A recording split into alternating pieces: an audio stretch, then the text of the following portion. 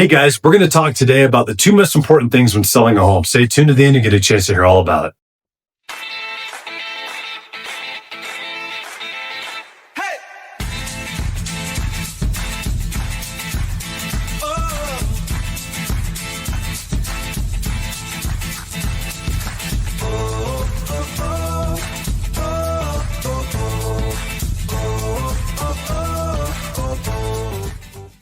Real quick, guys, before we get into the meat and potatoes of the video, I just want to say if you got any real estate needs whatsoever, whether it's buying or selling here in the Pikes Peak region, and that's all the way from the Colorado Springs area, all the way up into the Teller County area and the areas surrounding the Pikes Peak Mountains, please don't hesitate to reach out to my team and I. We're the GMC Mountain Homes team, and we are your local mountain real estate experts.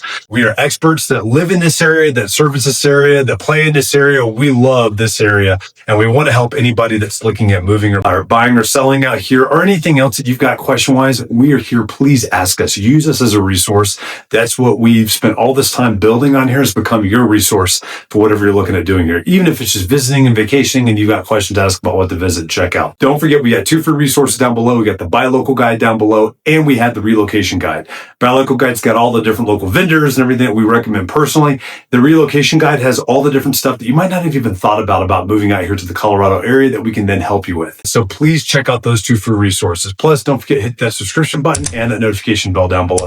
Now, I hope this rain doesn't come through this video too much because it is pouring outside. You might hear some thunder and lightning too, but I want to get this video out to you guys. So I am videoing while it is definitely thunderstorming outside. So I apologize for that if you could hear that in the video because it's coming down. Hopefully it doesn't hail, but we'll kind of keep it going on this.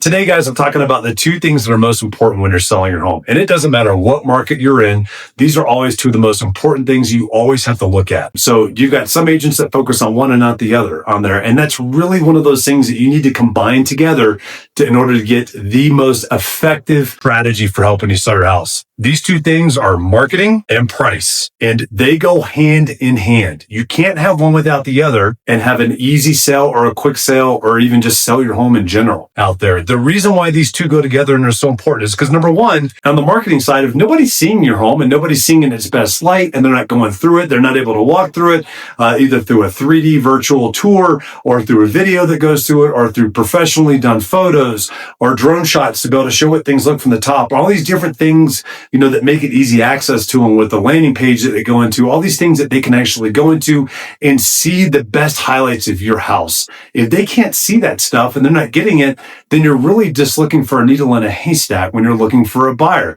The marketing helps to push it out there to get it in front of all the folks that are looking in those areas. We have so many different things now with algorithms and the ways to actually work through the videos, the landing pages, and those professional photography that comes through that help highlight your home and get it out there and get it to the masses of folks that are looking at that price point in that area so that you can help show them something that might be a good fit for them. Very, very important to do that. Now, that is not the only thing that we do when we go through this, because the next most important step is also pricing. And I'm going to drive home this point really quick for you.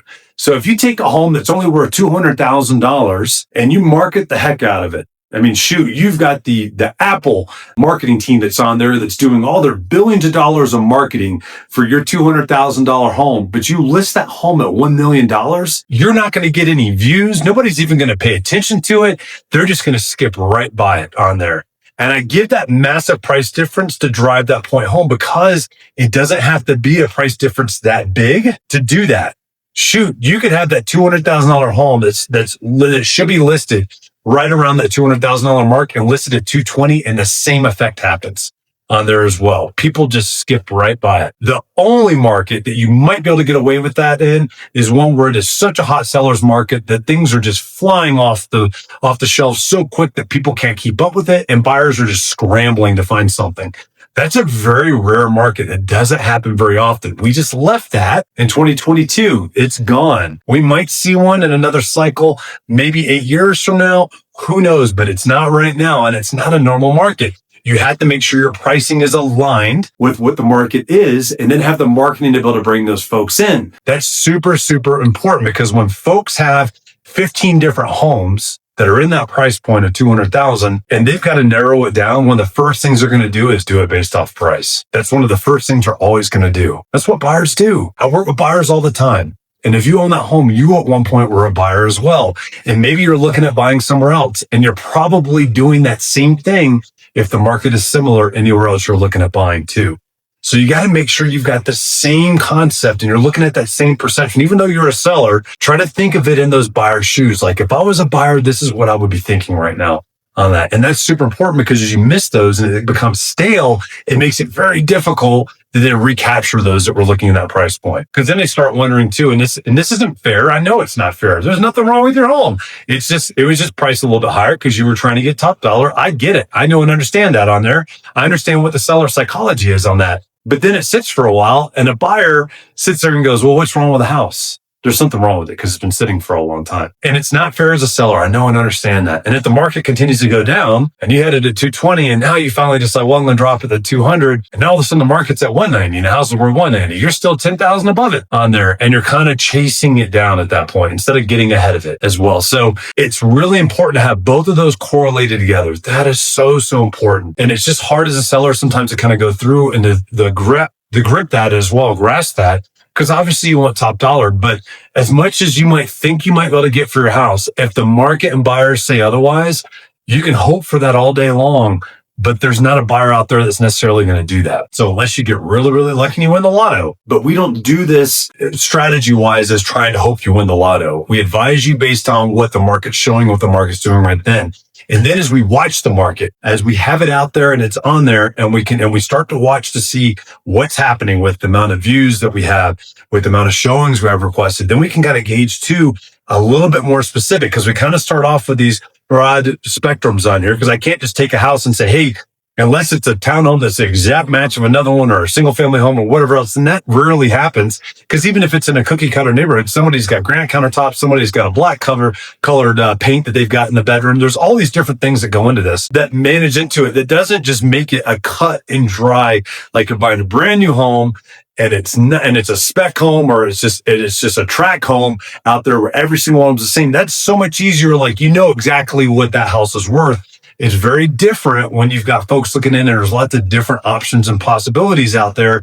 That's when we're able to narrow it down even more based off of what we've seen. If we have a ton of showings right off the bat on there, we know, like, hey, we probably hit a sweet spot on this.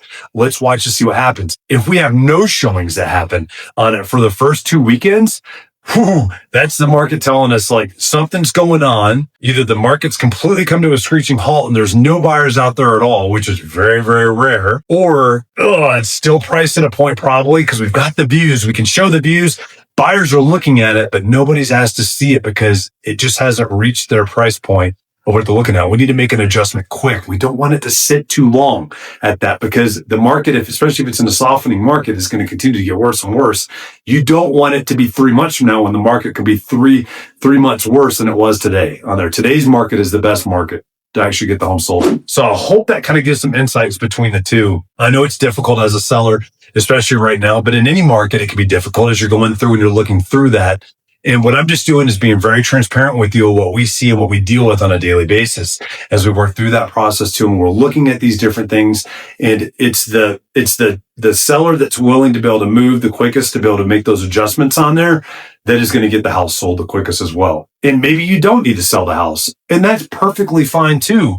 Everybody has a bottom line that I'm not going to sell the house if it goes below this. I get that on there.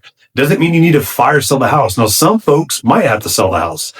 I had to sell my house in Hawaii and we literally lost over $100,000 in the house. We had to sell it because we were getting bled dry having to pay 2 mortgages. And I tried the renter side and they trashed the house on there. And I wasn't willing to go through that again. I just couldn't emotionally handle that after the amount of work and time we put into it, what they were doing to destroy those homes. I just couldn't do it. And we lost over $100,000 on that home when we sold the house. I've been there. I know and understand that. But that's the market that decided where the value of the house was. Because if there's not a buyer out there willing to buy it at that price point, then you're not going to sell the home. So, and that's where it's important to know and understand. You can get drawn through this long process of being on market, but if there's not a buyer out there to buy it, there's a market where somebody will buy it. And it's finding that. And it's, do I need to sell? Do I not need to sell? If you need to sell, then we need to find that price point and help you get sold on there. If you don't, just know you're making that conscious decision on there too. So I just want you guys to know and understand that, because we care a lot for you. We definitely want to make sure you help reach your dreams and what you're looking at doing, but we have to be realistic and working, strategizing with that as well. We're not there to be your best friend to tell you everything you want to know. We're there to be those professionals that help you strategize in a market, selling your biggest asset so that way you can get maximum money for it in today's current market on there. So hope you found this video helpful. I hope that some of you kind of take this for heart. Whether using us as not as your listing agents, that's fine. It's definitely things you need to look at and you need to think about too. Now, we would love to help you list and sell your home, and we have these conversations with you as well. But we just want to make sure you guys are seeing and understand this, so you've got some realistic expectations on it. There's that thunder. So real quick before I sign off, I just want to say, if you got any real estate questions whatsoever, buying or selling here in the Pikes Peak region, we are your local real estate experts, James E. Mountain Homes team, and you can call us or text us at 719-266-2725. You can also email us at info@jdmrt.net. We'd love to get back and help answer those questions for you. Even if you're just out here visiting, we don't care. Just call and ask. That's what we're here for. We'd love to be your local resource. Also, don't forget those two resources down below, the Buy Local guide and that relocation guide. And don't forget, hit that subscription button and that notification bell. That way you get notified every time there's a new video that comes out. I can't wait to see you guys next time.